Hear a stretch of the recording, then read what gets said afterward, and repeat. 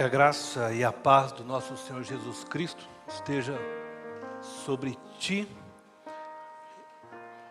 e que da mesma forma esta graça alcance aqueles que estão nos acompanhando por meio da internet, quando e onde estiverem assistindo.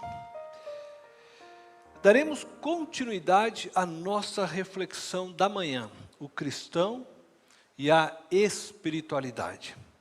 Hoje de manhã falamos sobre o conceito geral de espiritualidade, também falamos sobre o conceito cristão de espiritualidade e também vimos algumas práticas necessárias para o desenvolvimento de nossa espiritualidade. Práticas que colaboram para o desenvolvimento de nossa espiritualidade.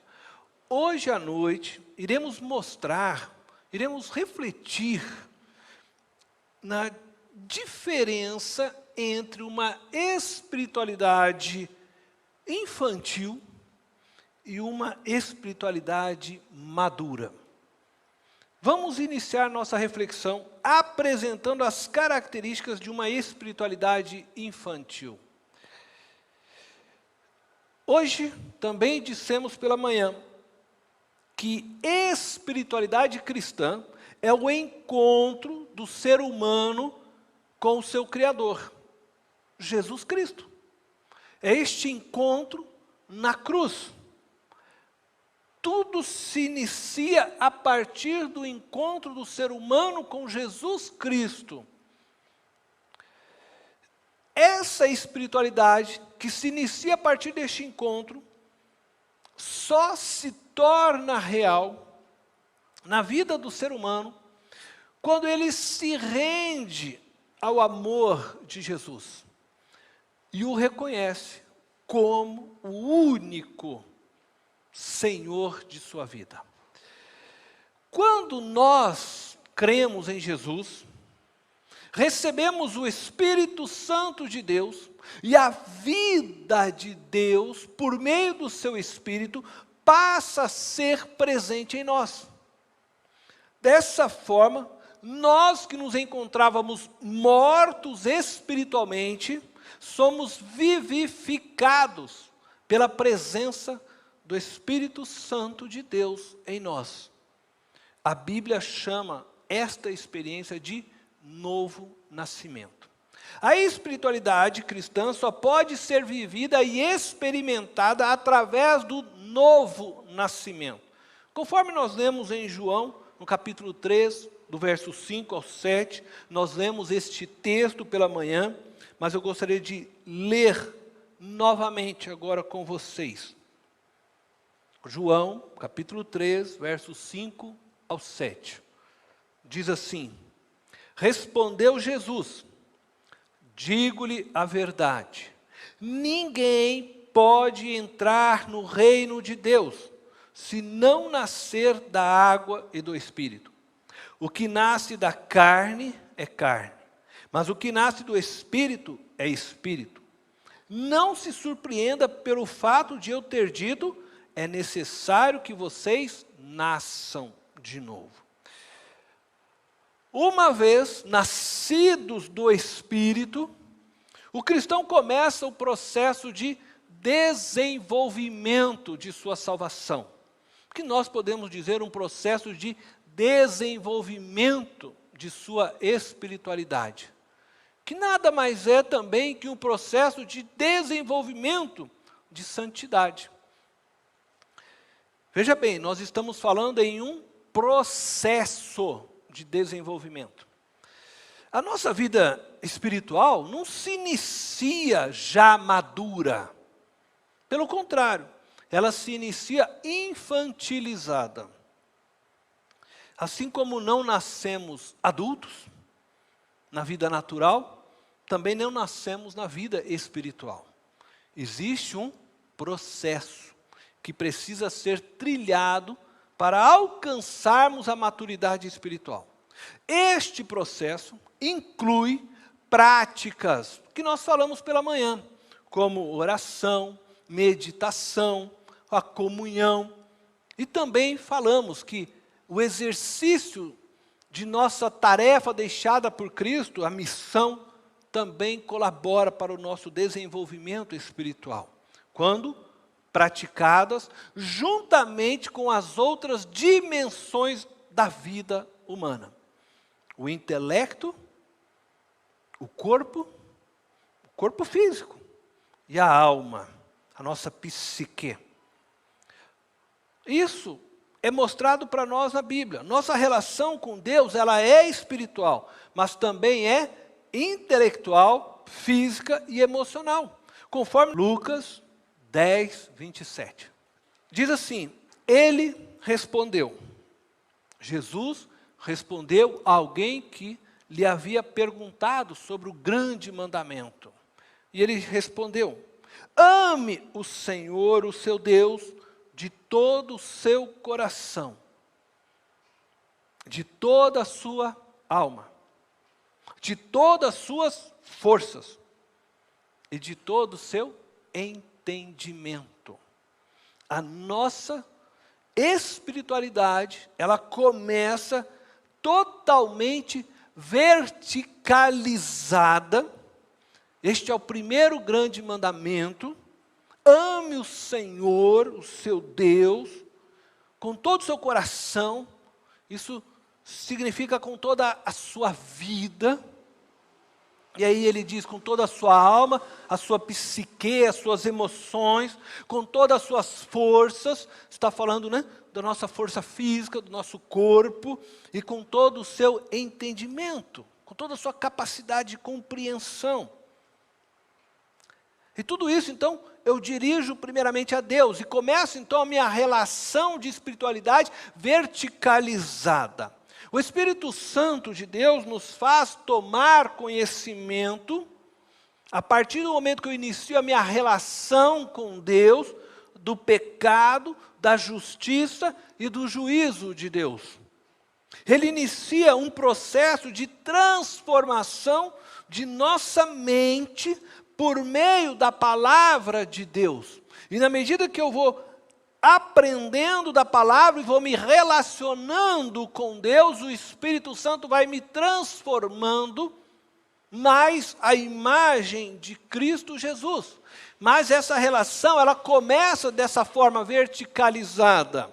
Nesta fase, que eu estou chamando então de infância espiritual, nos descobrimos como seres humanos, porque o Espírito começa a nos mostrar o pecado e nos percebemos como pecadores, mas também descobrimos na justiça e no juízo o amor de Deus.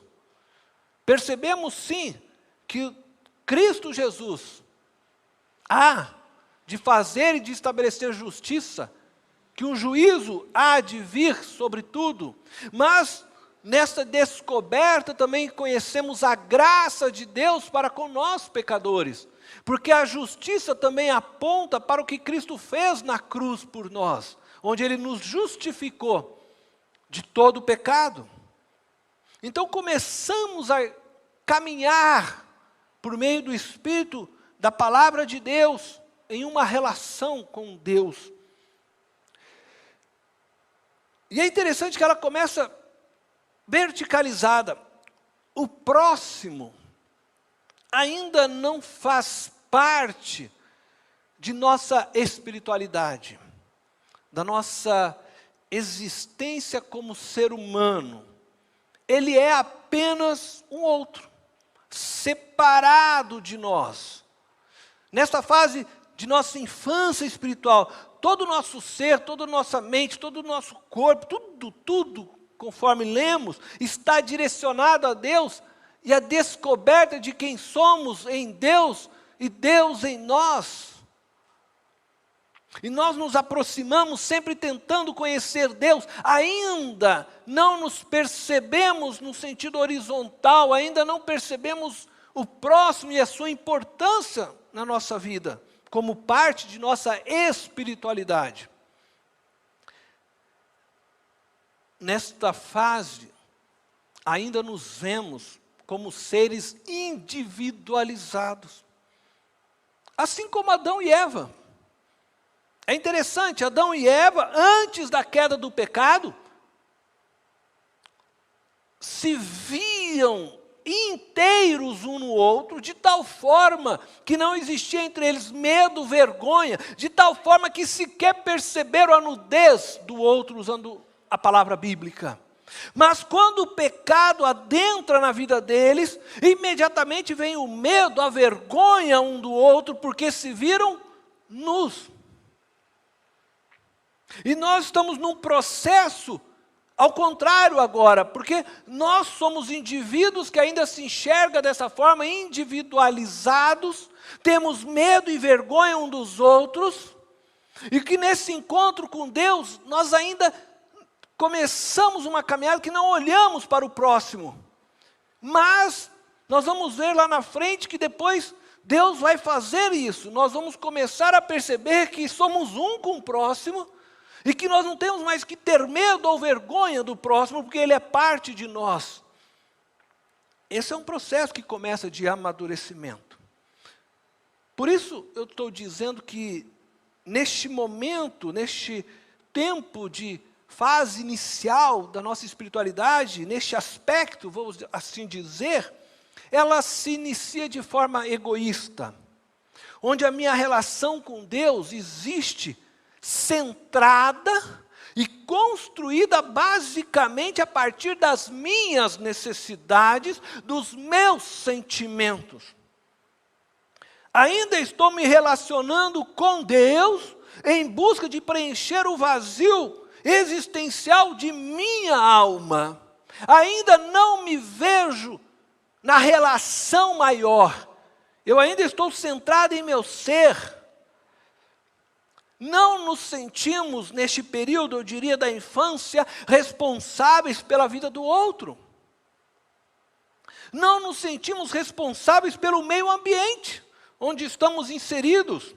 Não nos percebemos como unidade com as demais pessoas. Nossas orações são voltadas para as nossas necessidades e para os nossos anseios. Oramos por aquilo que afeta a nossa dimensão pessoal como ser humano. O nosso eu ainda fala alto na relação com Deus, e a nossa busca por Deus, até mesmo pelo poder de Deus, tem mais a ver com o nosso desejo de experimentar Deus, do que de fato revelar o amor de Deus. A nossa relação com a comunidade, com a igreja, também é voltada nesta fase para o nosso próprio eu. Pois nos relacionamos inicialmente com os irmãos, com o fim de recebermos deles. Seja recebemos o alimento espiritual, ou seja recebemos apoio de alguma necessidade real, física. E nesse sentido, então, a nossa relação com a comunidade também é uma relação egoísta. Nós não nos relacionamos para dar. Nós nos relacionamos de alguma forma para receber. Sempre na expectativa de receber. Precisamos crescer. Precisamos amadurecer espiritualmente. E precisamos, então, vivenciar uma relação com Deus. E não podemos abrir mão dessa relação vertical em momento algum da nossa história. Precisamos vivenciar. E aí, fazer aquelas práticas que nós falamos que colaboram para o desenvolvimento de nossa espiritualidade, mas nos abrindo para aprender de Deus, olhando para Cristo, nosso grande exemplo, para que possamos amadurecer. Nós não podemos ficar vivendo uma espiritualidade infantil. Nós não podemos ficar 10, 20, 30 anos andando com Deus, sempre na expectativa de que Deus continue provendo para nós uma mamadeira, né, espiritual. Não podemos, nós precisamos desenvolver, e é o que Deus espera de nós. que a gente desenvolva.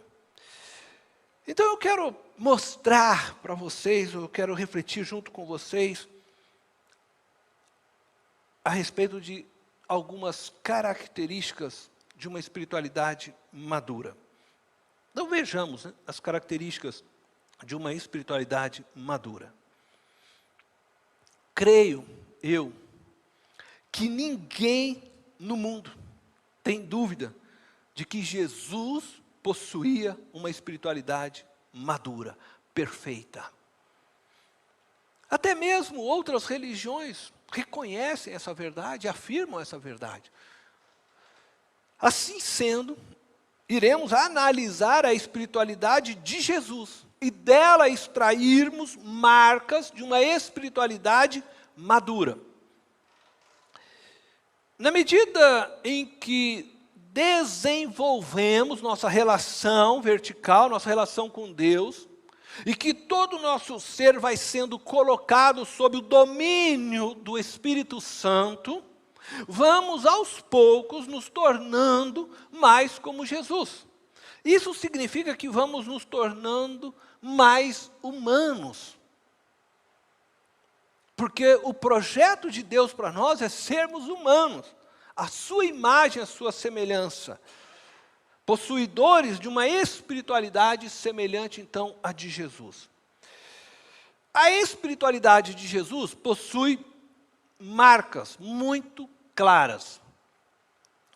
Não estou falando de práticas que colaboram para a vida espiritual, como oração, jejuns, meditações. Normalmente, quando a gente pensa em espiritualidade, logo a gente pensa, Jesus orava muito. Jesus jejuou 40 dias. A gente fica olhando para estas coisas pequenas, importantes para o desenvolvimento da espiritualidade, mas que não definem a espiritualidade. Que fique claro, eu falei de manhã, vou voltar a repetir, que estas práticas colaboram para o sustento de nossa espiritualidade e devem ser praticadas. Elas fazem parte do processo para o nosso amadurecimento. Mas estou falando de uma cosmovisão de vida que determina o nível de espiritualidade de uma pessoa. A espiritualidade de Jesus, no meu entender, não é determinada pelo tempo que ele dedicava às orações, ou aos jejuns, ou às meditações, mas por sua compreensão da vida como um todo. A espiritualidade de Jesus,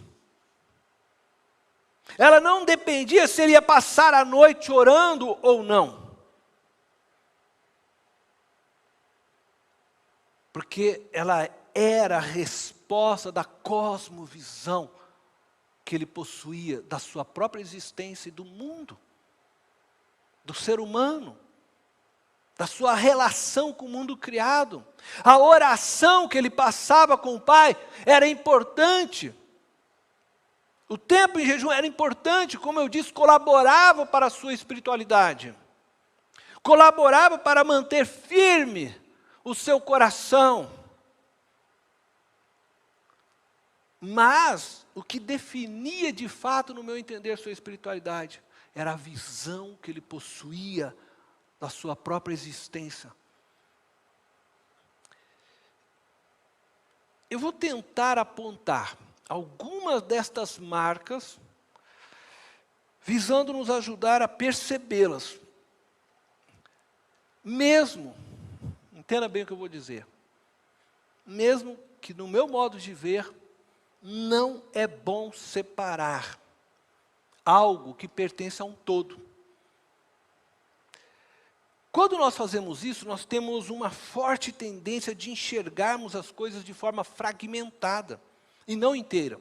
E aí, quando nós separamos, fragmentamos, algumas pessoas se agarram a um desses fragmentos que ela gosta, ou que ela se identifica, e aí ela passa a viver em prol daquele fragmento, como se aquilo sozinho pudesse determinar o seu caminho ou a sua própria espiritualidade. Por isso que às vezes eu não gosto muito desta coisa de teologia sistemática. Eu acho que os pastores pecam demais por isso. Por exemplo, vou assim, colocar por cima. Tem alguns pastores que ele é apaixonado pelo Deus de poder, ele leu que Deus é poderoso, mas ele esquece de todo o resto de Deus. E ele fica só vivendo na busca do poder de Deus, eu quero poder de Deus. E você não vê ele fazendo obras de caridade, de bondade, você não percebe outras ações na sua vida, domínio próprio e tantas outras coisas. Alguns outros fazem caminhos diferentes.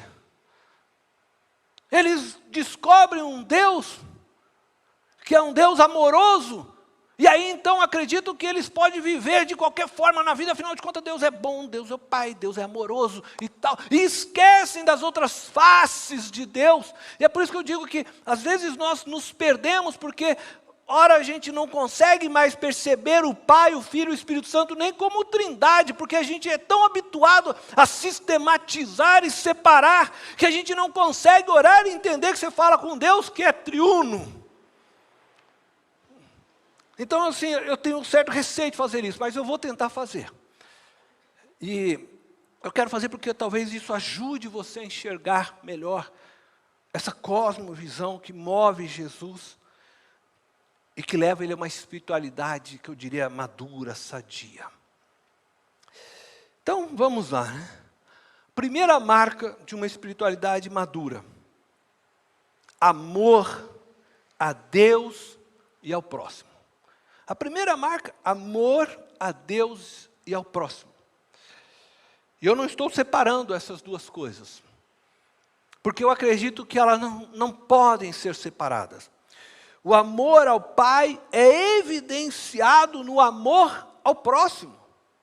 A relação de amor de Jesus com o Pai o levou à encarnação e à morte na cruz pela humanidade. A Bíblia nos ensina que não se pode amar a Deus sem amar o próximo. No texto que lemos hoje aqui ainda de Lucas, né, 10, 27, nós percebemos que o primeiro mandamento é amar a Deus com todo o seu ser, integralmente. Mas o texto nos mostra que aquele que ama a Deus é chamado para amar o próximo, conforme nós podemos ver. E nós vamos ver então novamente esse texto. Diz assim: ele respondeu: ame o Senhor, o seu Deus, de todo o seu coração, de toda a sua alma, de todas as suas forças e de todo o seu entendimento. Este é o primeiro grande mandamento. Mas imediatamente Jesus já direciona o segundo grande mandamento, porque você não tem como viver o primeiro mandamento sem viver o segundo mandamento. Eles estão totalmente amarrados. E aí ele diz: ame o seu próximo como a si mesmo. Ele está citando o mandamento deixado já por Moisés. Mas eu quero só lembrar que Jesus deu um novo mandamento. Ele diz aos seus discípulos: ame o seu próximo como eu vos amei. Este é o novo mandamento. Então, entenda, as ações de Jesus passa por essa cosmovisão, sua espiritualidade passa por isso. Amar ao Pai é amar o Cornélio, amar ao Pai é amar o Romano, amar ao Pai é amar cada um que aqui está, amar o Pai é amar aqueles que estão perdidos nas trevas, amar o Pai é eu me dar por estas vidas, porque este é o desejo e anseio do coração do Pai. E Jesus veio para fazer isso, para fazer a vontade do Pai. Então você não tem como separar estas coisas.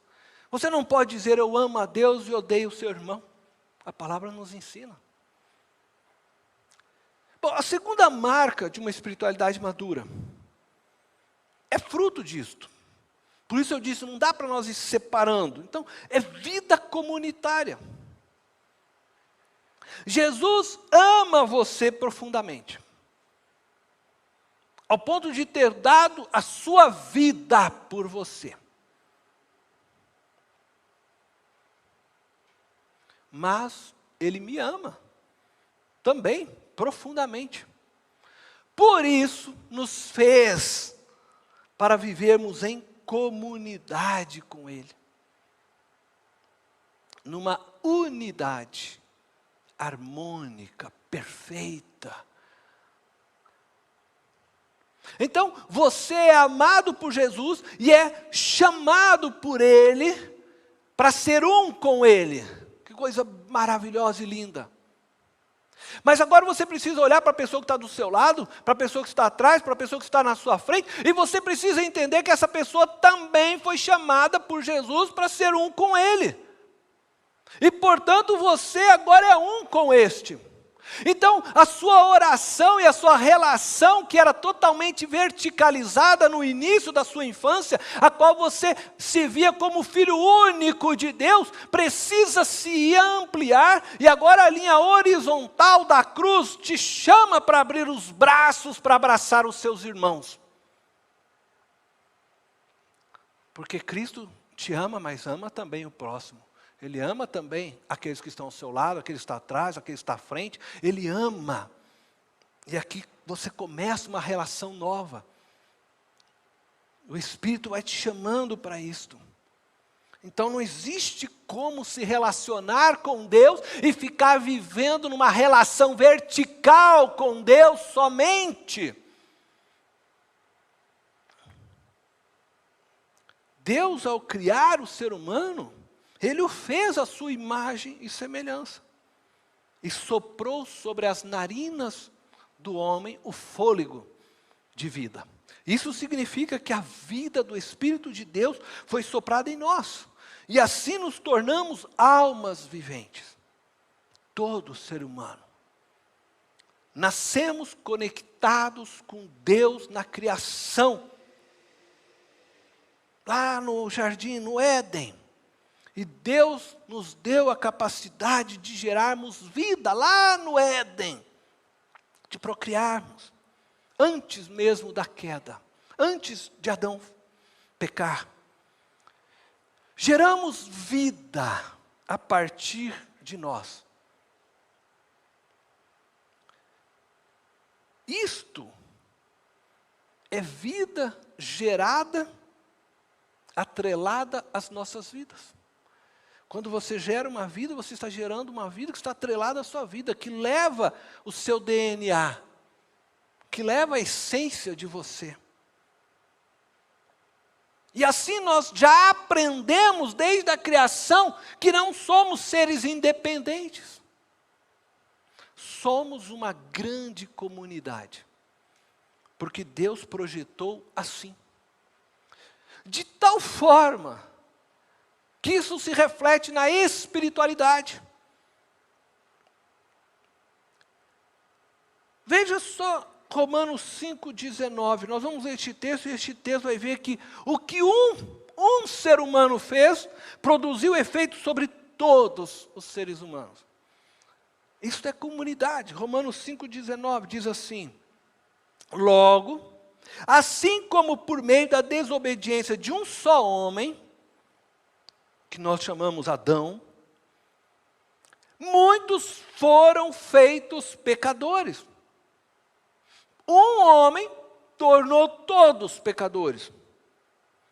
Por meio da obediência de um único homem, também, muitos serão feitos justos. Agora, um homem, Jesus, torna muitos justos.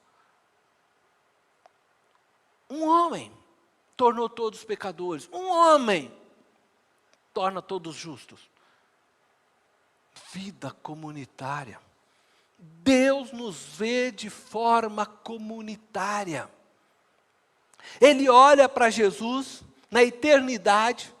Pai, Filho e Espírito Santo conversam entre eles. E acertam ali, diz lá o texto de Efésios, que agora ele olha para Jesus e diz: você está predestinado para a salvação, e todos que crerem em você, está predestinado junto contigo para essa salvação. E é por isso que está lá, estamos predestinados nele, para sermos filhos, para sermos santos, em um homem. Deus uniu todos. Isso é vida comunitária. Ele nos trata assim, de forma comunitária. Nós temos uma dificuldade tremenda, parece, de ver isto, de entender esta verdade. Isto não significa que Deus não nos vê individualmente, ou que Ele não te conheça individualmente. A Bíblia é muito clara, a Bíblia diz que nem um fio do nosso cabelo cai sem que Deus o saiba. Ele te conhece individualmente, Ele sabe o pijaminha que você usa para dormir à noite, Ele sabe tudo. Mas o plano de Deus, ele é feito comunitário. É feito em Cristo, e todos aqueles que vão crendo em Cristo vão se tornando um com Jesus e recebendo a salvação, a graça, os projetos e os planos todos em Cristo. Por isso tudo é em Cristo. As ações e os planos de Deus para a comunidade humana estão em uma pessoa, Jesus. E em Jesus nós vivemos então comunidade. Ela não é feita para um indivíduo humano. Deus não fez um projeto e um plano só para o Cornélio. Ele fez um projeto e um plano em Jesus para todos que agora crerem nele, fazerem parte. Então Deus sempre tratou o povo de Israel como comunidade. Era um projeto que Ele tinha com aquele povo. E agora Ele trata a igreja como comunidade. Jesus enxergava isso, e nós vemos isso claramente no texto de Lucas. Ele fala, deixa diante de nós escancarado, em Lucas 8, verso 19 e 21. Diz assim, olha, a mãe e os irmãos de Jesus foram vê-lo, mas não conseguiam aproximar-se dele, por causa da multidão. Alguém lhe disse, tua mãe e teus irmãos estão lá fora e querem ver-te. Ele lhe respondeu, minha mãe e meus irmãos são aqueles que ouvem a palavra de Deus e a praticam. Jesus não desprezava a sua família, mas Ele sabia que a vida se estende além de sua família, além de seus discípulos. Jesus tinha uma cosmovisão maior do que nós muitas vezes parece que temos. Jesus olhava para o mundo e para a eternidade, ciente que todo aquele que cresce na sua palavra também estaria ligado e inserido a Ele, faria parte da família que agora Ele estava trazendo para o Pai. E é assim que Ele trata tudo. Assim Ele tratou Maria, seus irmãos de sangue, né?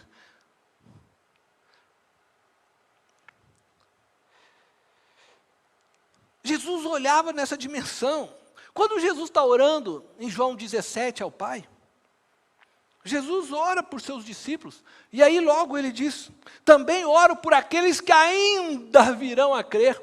Os olhos de Jesus não é uns olhos voltados para um momento só de cronos que nós vivemos, Ele olha para a dimensão e para o plano eterno de Deus, de maneira eterna. Sua cosmovisão é muito mais ampla, o que afeta a sua espiritualidade e sua maneira de lidar com a realidade presente. Você já orou por alguém que ainda nem nasceu? Jesus estava orando. Ele já via em seus olhos aqueles que viriam a crer, antes mesmo dessas pessoas, antes de nós existirmos. Ele já estava orando por nós.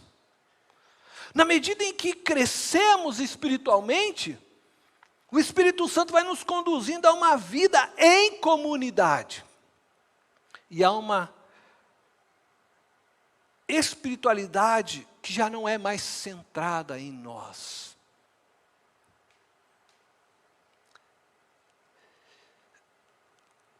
Essa espiritualidade centrada em nós, que eu chamo de egoísta, porque ela está centrada em nós. Eu não estou falando de um egoísmo necessariamente por ser mal nesse aspecto, tá? Mas é por ser voltada apenas para uma relação minha com Deus vertical, sem que eu me perceba horizontalmente com todas as demais pessoas. E é por isso que eu estou chamando ela de uma relação infantil egoísta, tá? Onde ainda eu me vejo como o único filho de Deus. É interessante.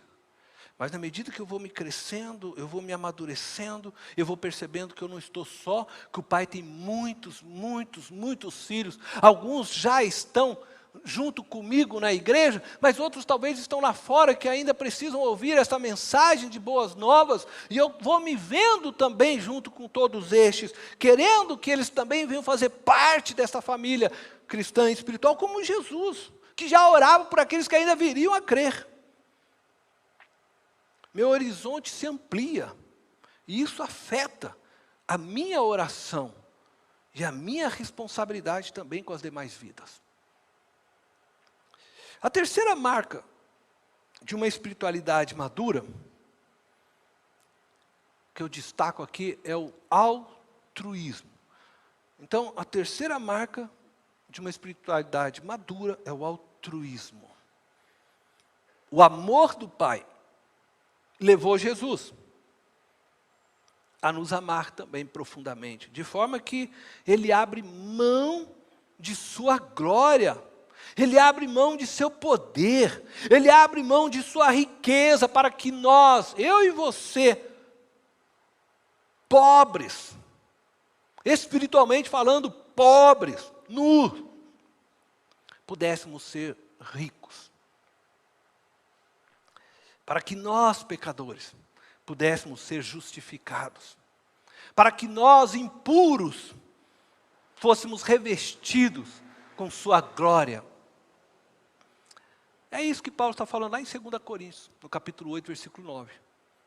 Pois vocês conhecem a graça de nosso Senhor Jesus Cristo, que sendo rico, se fez pobre, por amor de vocês, para que por meio de sua pobreza, vocês se tornassem ricos. Altruísmo. Jesus se sacrificou por todos. Ele abriu mão de seus interesses pessoais por amor a nós, seres humanos. Uma espiritualidade madura é aquela que é altruísta, capaz de um gesto de benefício em prol do outro, implicando em perca para si mesmo, em perda para si. A morte de Jesus beneficiou a todos nós, mas trouxe sobre ele sofrimento, dor. Ele não ganhou nada com isso, a não ser irmãos. Sacrificar é abrir mão de algo, com o fim de beneficiar outro. Quando abrir mão lhe custa algo valioso. Jesus nos ensina a sacrificar. Ele diz, para que nós fizéssemos o mesmo pelos nossos irmãos. 1 João 3,16. Quando se abre mão de algo, mas isto não lhe custa nada, você não sacrificou nada. Uma espiritualidade adulta, ela é altruísta, como a de Jesus foi. A si mesmo se entregou por nós. Ele abriu mão de toda a riqueza, de toda a glória, de todo o poder, se fez homem como nós. Viveu aqui neste mundo humildemente, foi pregado numa cruz. É essa espiritualidade que Ele espera que a gente tenha. E se você entendeu o que eu estou te mostrando, você vai perceber que não é a questão de oração, porque às vezes a gente acha que uma pessoa espiritual é porque ela ora bastante. Às vezes a gente acha que uma pessoa é espiritual porque ela fala em línguas. E eu estou aqui não falando negativo, tá? Se você não fala em línguas, busca falar em línguas. 1 Coríntios está escrito. Aquele que fala em línguas estranhas, a si mesmo se edifica. Quem não quer se edificar aqui também, espiritualmente, crescer, desenvolver? Mas não são estas coisas que nos tornam realmente espirituais. É quando nós conseguimos fazer estas coisas e entendermos onde estamos, quem somos, o que Deus espera, quando a minha cosmovisão, ela começa a se ampliar, isto é, eu começo a entender a mente de Cristo, aí sim eu encontro-me com o texto de Paulo aos Coríntios, ter a mente de Cristo. A minha espiritualidade só vai ser adulta quando eu realmente entender isso e tiver a mente de Cristo. Tem muita gente que ora, eu conheci vários, ora. Até hoje, estão orando, mas espiritualidade, meu, zero. Profetiza, mas não, zero. Conheço vários. Porque segmentaram, isso que eu falei, desfragmentou, acham que algumas coisas assim são significado de espiritualidade. Por isso que eu disse, tenho medo quando a gente começa, né, a desfragmentar e não entender o todo. Essas marcas de espiritualidade madura que nós falamos encontrados em Jesus Cristo, eu penso que só foram possíveis por causa da cosmovisão que Jesus possuía a respeito de si, na relação com o Pai, com a humanidade e com o mundo criado.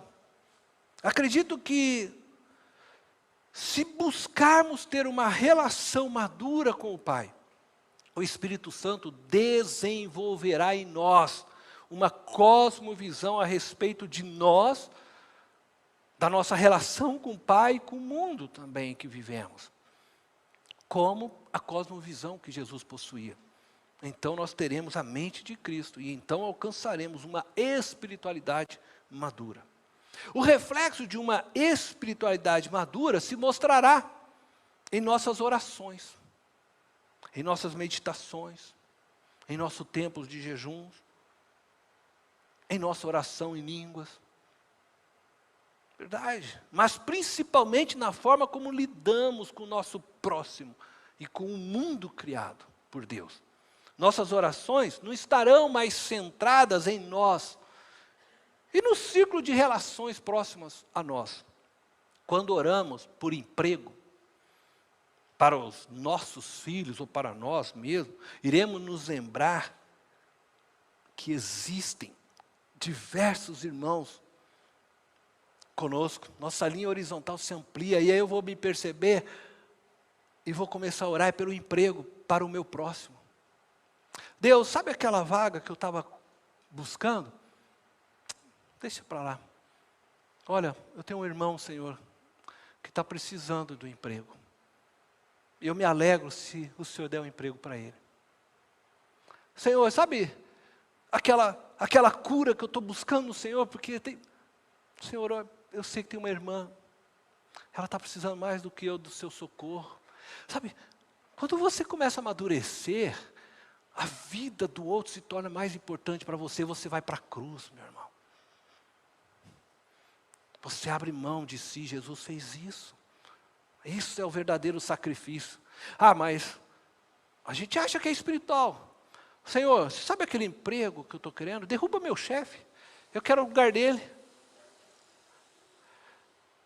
Às vezes nós oramos e nós sequer pensamos no outro.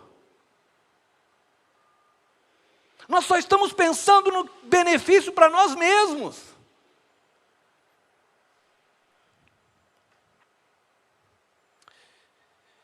Quando nós orarmos por emprego, lembre que tem milhões de pessoas neste país, milhares de pessoas que estão ganhando menos que um salário mínimo. Fala, Deus, olha para todas estas pessoas.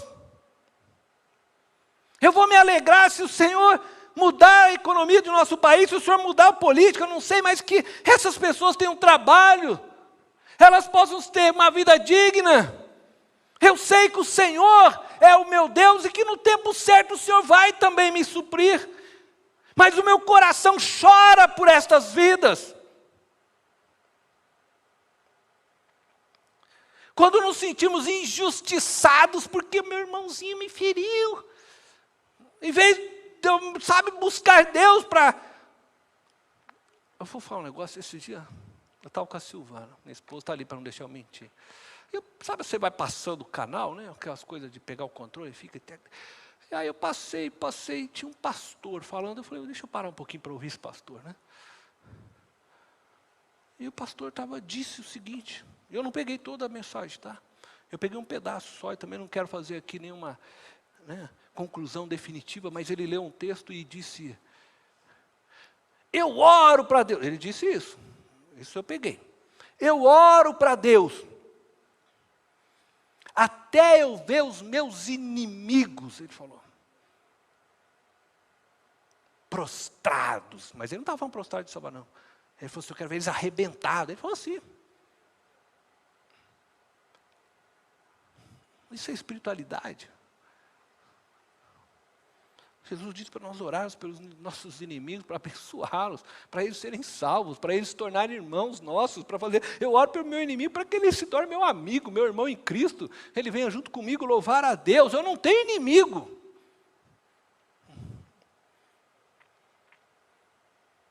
Quando nós formos orar pelos nossos irmãos que estão com Covid, e não devemos deixar de orar, mas nós não podemos simplesmente ignorarmos que o mundo está com Covid. Precisamos nos lembrar das outras famílias que nós não conhecemos, mas que também estão chorando, padecendo. Sabe, nós precisamos começar a perceber que nós somos um. Cristo nos chamou e nos fez um. Nós cantamos aqui hoje pela manhã, né? Nos fez um. Mas quanto um eu sou com o outro que a necessidade e a dor dele me afeta? Nós precisamos estender essa relação horizontal. Enquanto eu mantenho a minha relação vertical saudável, eu vou conhecendo o amor de Deus, eu vou descobrindo que Deus não é só meu Pai, Pai nosso, que o pão não é só meu, o pão que Ele dá é nosso, e que aí eu posso começar a dividir dentro das minhas limitações, mas do que eu puder eu vou começar aos poucos a fazer. Nos veremos dessa forma na dor e na alegria de cada ser humano. Nos veremos responsáveis pela intercessão do mundo e não apenas pelo nosso círculo familiar e relacional. Continuaremos sim orando por nossos filhos, continuaremos. Por nossos familiares. Mas não conseguiremos deixar de orar pelo mundo. Pelas demais pessoas. Pelos aqueles que vierem a crer. Pois nós nos sentiremos responsáveis por todos, porque a vida do Espírito nos conecta com o mundo todo, com todos, porque o Espírito de Deus paira sobre toda a terra, o Espírito de Deus se move sobre todos os lugares onde você não está, mas Ele está, e aí nós começamos a nos conectar por meio do Espírito com tudo, com todos.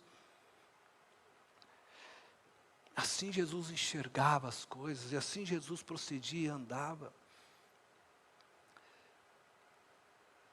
E assim como Jesus, compreenderemos que nossa família é todos que confessam a Ele como Senhor e Salvador. Entenderemos, assim como Jesus, que Deus quer alcançar todos os homens da terra com seu amor. A relação entre nós, irmãos, com as demais pessoas também será dominada por um sentimento altruísta. Estaremos sempre prontos a considerar o outro com maior honra. Estaremos sempre dispostos a perder algo para que o outro ganhe. Teremos o mesmo sentimento de Jesus. Ele não fez nada por ambição egoísta ou por vaidade, diz o apóstolo Paulo. Assim devemos proceder uns com os outros. Assim devemos proceder em todas as nossas relações. Filipenses, capítulo 2, verso 3 ao 5. Nada, diz o texto, façam por ambição egoísta ou por vaidade. Nada façam por ambição egoísta ou por vaidade, mas humildemente considerem os outros superiores a si mesmos.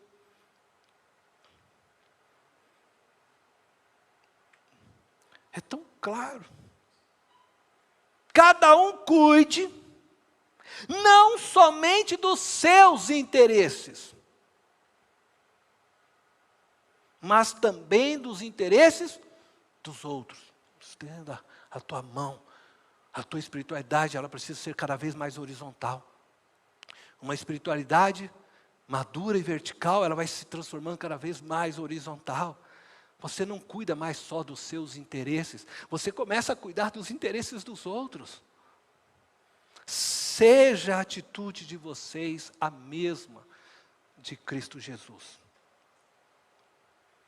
Cuide não somente dos seus interesses, mas também dos interesses dos outros. Maior prova de que Jesus fez isso é a cruz. Ele morreu cuidando dos nossos interesses. Cuidar dos interesses dos outros é sermos solidários uns com os outros.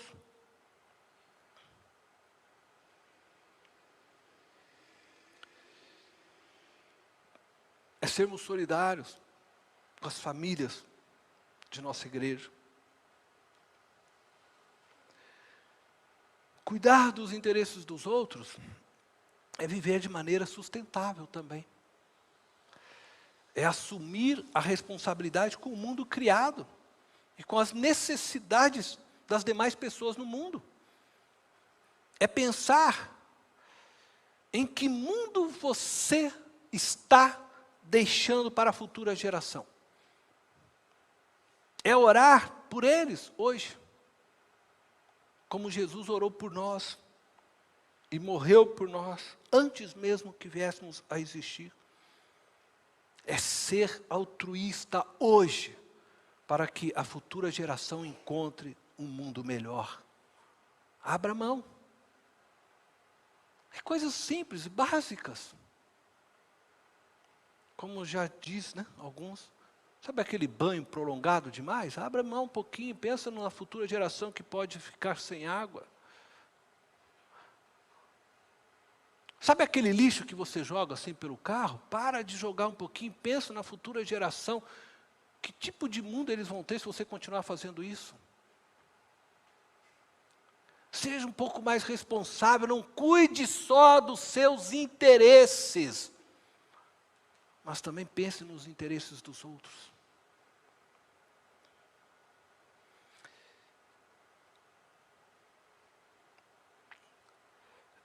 A Bíblia, eu estou encerrando já, a Bíblia nos ensina a vivermos comunitariamente. Jesus nos fez um com todos os povos, de todos os tempos. A lógica da revelação de Deus para a vida é a vida em unidade, solidária, altruísta. A lógica da vida em Deus é se alegrar fazendo o outro feliz. Não se alegrar em si mesmo, é fazendo o outro feliz. Se esse copo d'água, você pode pensar nele das mais diversas formas, quem sabe o último copo d'água da face da terra. Secou tudo. Ou você pode pensar nisso aqui como, não sei, um ministério, ou qualquer outra coisa que você possa ambicionar, desejar, seja um emprego, trabalho. Mas o que se espera de você como cristão, ainda que esse fosse o último copo d'água, a tua boca toda rachada, seca, e você olha para o lado, e aí você vê alguém ali também toda, né? Com a boca do mesmo jeito, rachada e seca, é que você chega e estenda e fala, Tó. E ver aquela pessoa beber a água, vai dar a você a sensação de que você bebeu a água, porque você vai se alegrar na alegria do outro. É isso que Deus espera de nós. Mas às vezes nós cristãos olhamos para o lado, deixa eu beber logo antes que ele me pede.